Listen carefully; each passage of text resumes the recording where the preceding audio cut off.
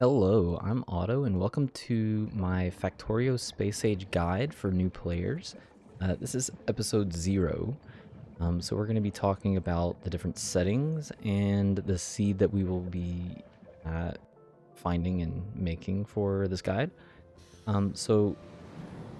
This is not my first guide. This is actually just my second guide. But one thing that I learned from the last guide, I really wanted to not have any mods. Like I wanted to play the version that you guys are playing. I did realize in hindsight that that's a little bit of a mistake. So I have enabled this mod, Anti-Gloom, Brighter, Less Dark Nights. So this is going to make the nights a little bit easier to see visually for video recordings. The default settings for this mod are 30, which is like 30% less dark, but I jumped it up to 50.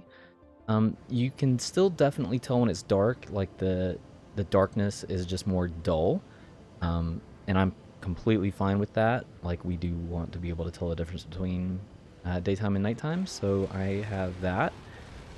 So to kind of go along with the whole visual aspect, we're going to change some graphics as well. So the first one that we're going to change is show clouds. So, okay, no, let's talk about fog. You can see this fogginess on this planet. This is Gleba. Whenever I confirm that, that's just going to make it visually better for video recordings. So the next one that we're going to change is you can see this little dark spot moving across the ground where the bots are. And of course it goes away right as I'm about to adjust it. So I'm going to be removing the showed clouds option. Just same thing, it's going to make it less kind of distracting for video footage. Normally I like to play with all of this stuff on, so we are going to remove the show clouds option. The last one that we're going to show or remove is the show decoratives. So what are decoratives? Decoratives are kind of like some of these little like rocks and just well, not these.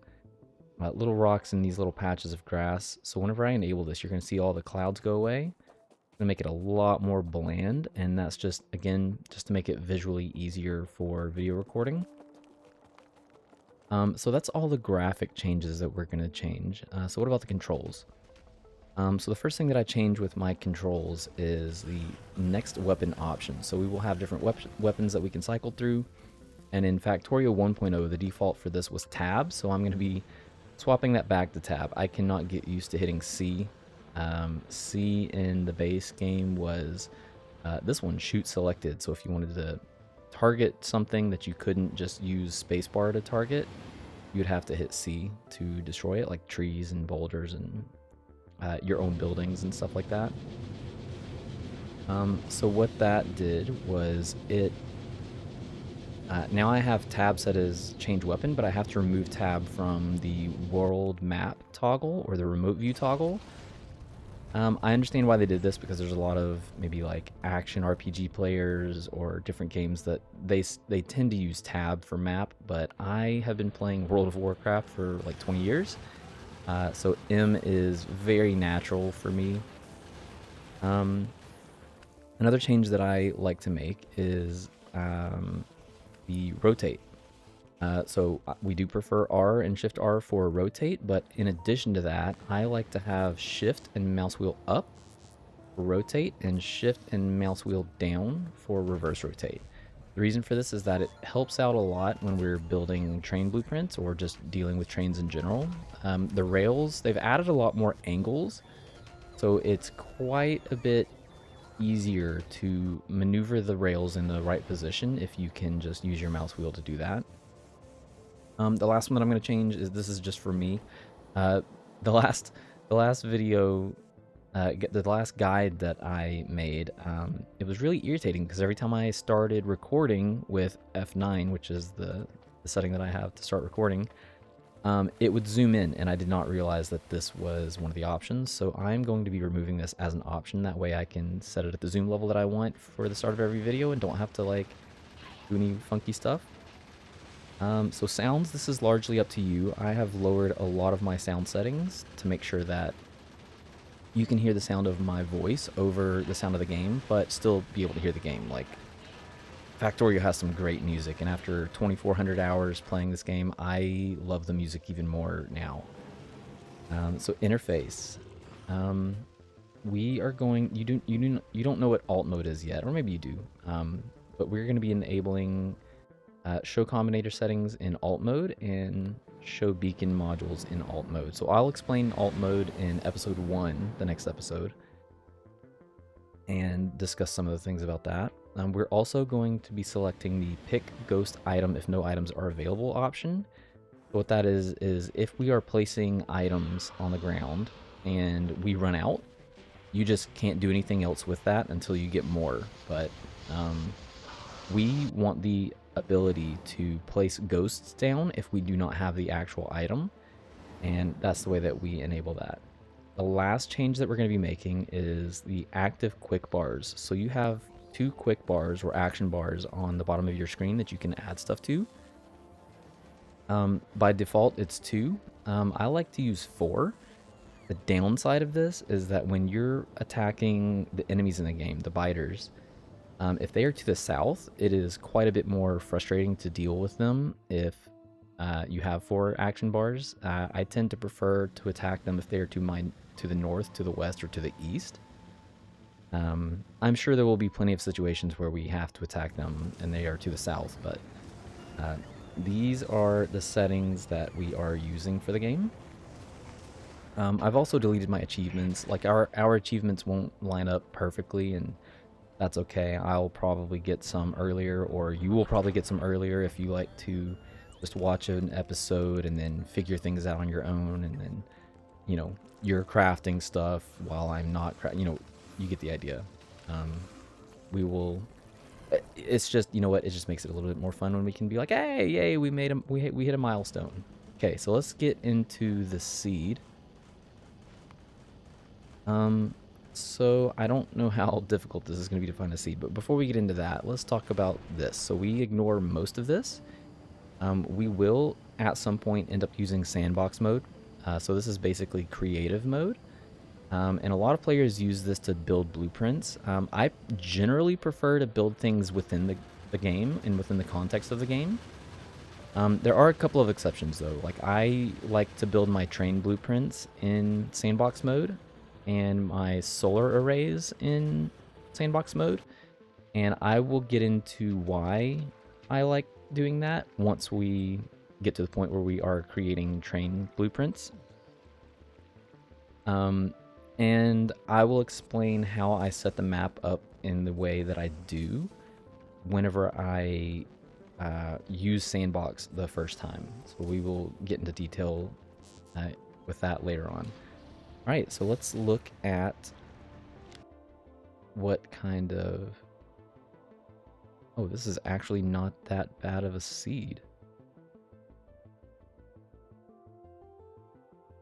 We've got... okay, so what makes a good seed? So a good seed is going to have a decent amount of green, because the more green it is, the more pollution absorption there is.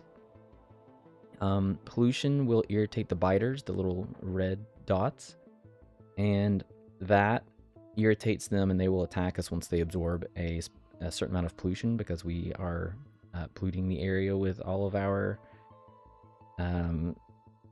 coal burning and oil processing and manufacturing, all that kind of stuff. So the more trees that you have and the more green terrain that you have, the more that absorbs pollution. Water and these like more brown or tan deserty areas are really bad for absorbing pollution, but this map actually looks decent. We're going to adjust some of the settings to increase our playing area, but let's just... we're going to go through some of these first. So what is frequency? So frequency increases. So if we look at the iron ore, this is the iron ore patch here.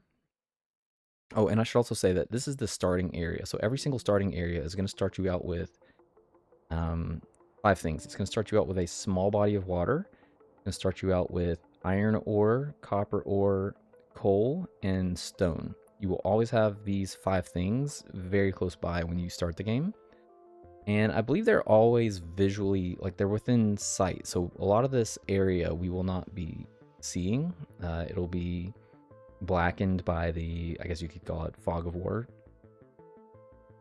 So anyways, frequency. Frequency increases the frequency at which the patches show up. So if I bump this up to 600%, you will see that these will not be the only 3 iron on the map. It is quite littered with patches now. We are not going to be adjusting that. The size, well, increases the size of the patches. Boom, they just explode.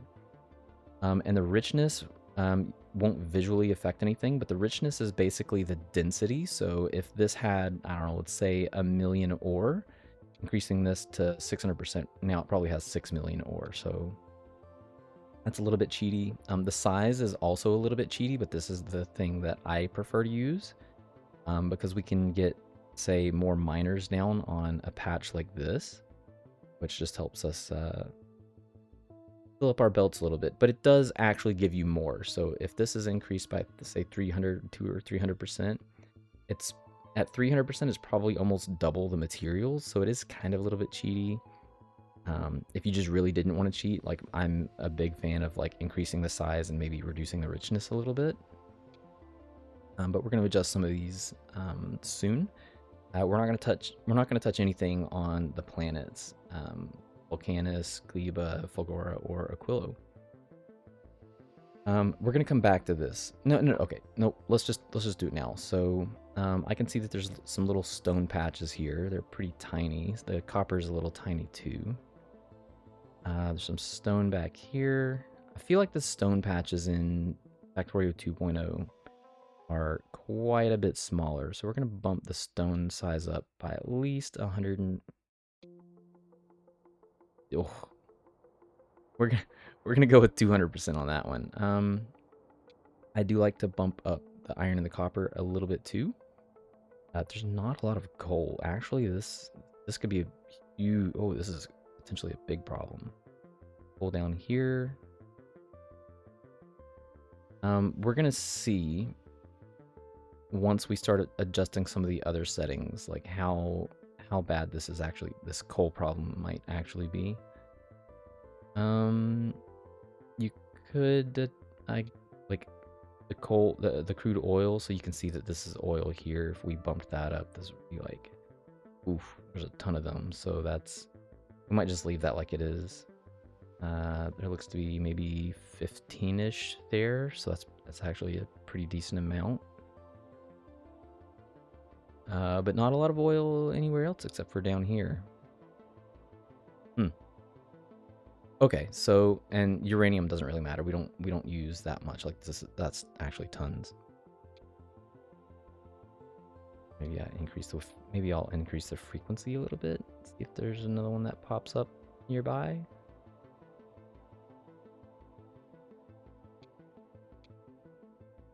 Of course, I did the wrong one. I do not see any. Okay, well, moving right along. We'll come back to that. There's one up here. So let's look at the terrain. So this is actually not a lot of space to work with. There's a little crude oil over there. I tend to prefer to have a little bit bigger of an area. So I'm going to adjust the lake's elevation, see if this helps. It does, but maybe not in the way that I would have preferred. So I'm going to change this back to novice elevation, and we're going to increase the scale. That's probably way too much. I don't know. I actually kind of like the way this is looking. Kind of bad that the starter stone and copper are kind of together, but that's okay. We will deal with that. I really like the way that the seed looks. If I can't get, I tend to prefer to build my bases facing towards the right. I think we might have to go down in the seed because it looks like it would be better if we went down instead of to the right. And I can manage that just fine. Actually, to be honest, it would probably be better if I went down for like YouTube thumbnails. All right, we're just gonna plan on that. We're gonna go down. And I've got some coal over here, so bumping the scale up a little bit did help.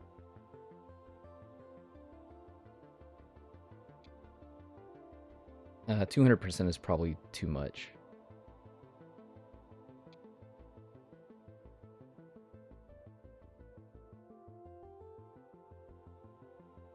Okay, so now I've got some oil up here. I've got oil here, oil here, oil here. So going down actually does seem like it will be more beneficial for us.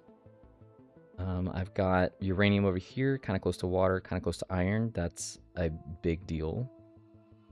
Yes, okay, we're gonna use the seed. These copper patches are kind of tiny, but that's all right. All right, enough fiddling with that. So since we are kind of new to the game, we're also going to be removing cliffs. Now, there's not a lot of cliffs here. That's these little strings that you can see on the map. These little tan strings. We're going to be removing those. In Novice, they're just completely a pain. It's not a big deal to have Gleba cliffs and Folgora cliffs because they add stuff to the game and they want us to play with them. So we're gonna play with them. So that's fine. Everything else we're gonna leave the same. Let's talk about enemies. So obviously the little red dots on the map are biters. They will, like I said before, they will absorb pollution and they will come and attack us once they absorb a certain amount. As a new player, I would highly, highly recommend turning off enemy expansion. I don't always turn off enemy expansion. Sometimes I'll even like reduce the expansion rates and stuff like that. But it is nice to leave them on. Like the biters are here. We get stuff to fight the biters.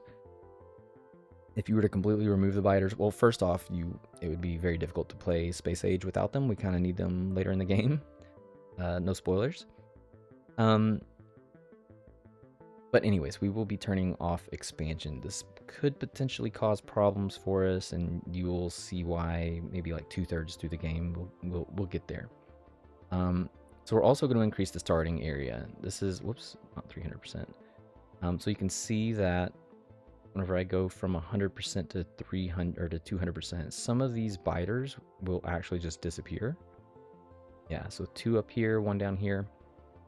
This is just going to make it so that we can have a little bit of a better start. And we won't get attacked so early. So we will have to deal with this one over here first, probably. And then maybe like this one and this one over here. So, because we are going to be growing our base down. Maybe if we... anyways, enough of that. So advanced. So there's nothing that we're going to be changing over here.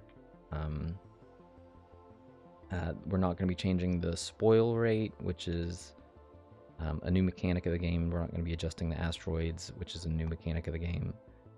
And everything else seems fine. I think that's, yeah, I think that's good enough to jump into the game.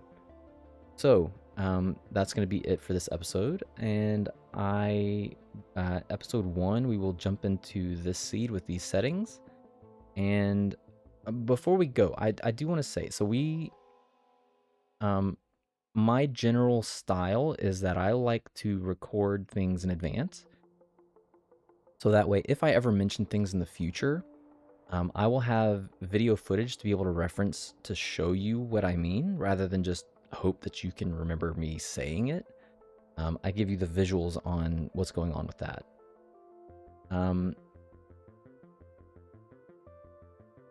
So a lot of these episodes will be recorded probably at least a week before you see them. Another thing that I do is I make all of my blueprints from scratch. There will be no situations, with one exception.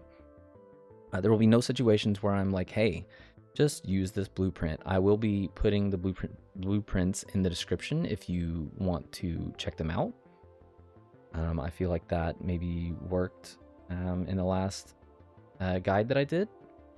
But one major exception is, and I'll put this link in the description. So there is a belt balancer book from Rainkist that is extremely helpful. It's going to make the game less of a problem whenever it comes to balancing our belts, and you will see that in the future. That's the only thing that I'm going to recommend that you get, and I will also have a link to that in the description. Okay, so that's going to be it for this episode. I will see you in the next episode, episode 1, where we finally jump into the game and get started with the seed. So that is it for me. I will see you in the next episode, and thanks for watching.